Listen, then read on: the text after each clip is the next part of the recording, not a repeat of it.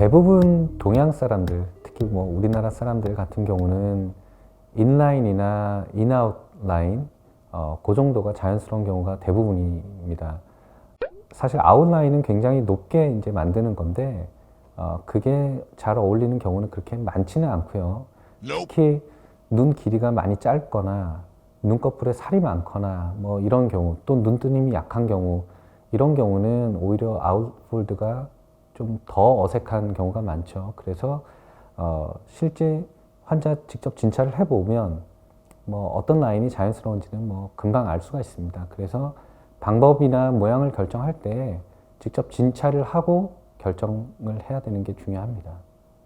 한 60, 70%는 저희가 권하는 대로 이제 따라와 주지만 굳이 꼭 본인이 이제 원하는 경우가 있죠. 그래서 웬만하면 저희도 이제 그 라인이나 모양을 최대한 맞춰주려고 하는데, 정말 이건 아니다 싶으면 뭐 직접 환자한테 보여줍니다. 보여주고, 내가 원하는 게 바로 이런 거다 그러면 최대한 맞춰드리고요. 그렇지 않으면 최대한 설득해서 좀 더 자연스럽고 보기 좋은 방향으로 저희가 권해드립니다. 환자 입장에서 뭐 병원을 적절하게 선택하는 게 사실 굉장히 어려운 일은 맞습니다. 이게 병원 원장님들마다도 얘기가 조금 다를 수 있고요.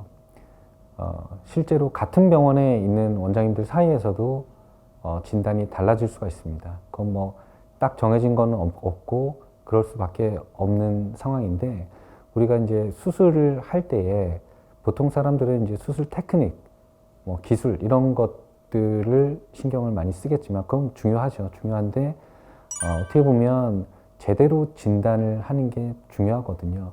제대로 진단을 해야 사실 수술 방법이나 이런 것들이 올바로 결정이 될 수 있기 때문에 제대로 진단하고 올바른 수술 계획을 잡는 게 사실 어떻게 보면 가장 중요하다고 할 수 있습니다. 그걸 위해서는 사실 우리가 경험도 어느 정도 이상 좌우가 많이 되는 것이죠. 그래서 적절하게 진단하고 치료할 수 있는 그런 경험 있는 의사를 찾는 게 굉장히 중요할 것 같고요.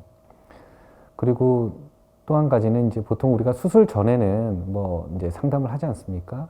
그것도 물론 중요하지만 수술 이후에 환자를 좀 더 자주 보고 좀 더 신경 써줄 수 있는 사실 그런 것들이 오히려 더 중요합니다.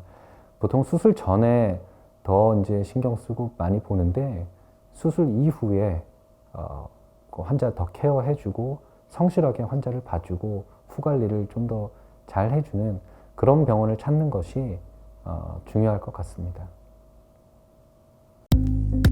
오늘은 눈매개 조항과 눈 성형, 쌍꺼풀에 대해서 이제 말씀을 드렸습니다. 다른 궁금하거나 이제 물어보고 싶으신 거 있으시면 댓글로 많이 남겨주시고요. 다음 동영상 때 상세하게 설명해 드리도록 하겠습니다. 감사합니다.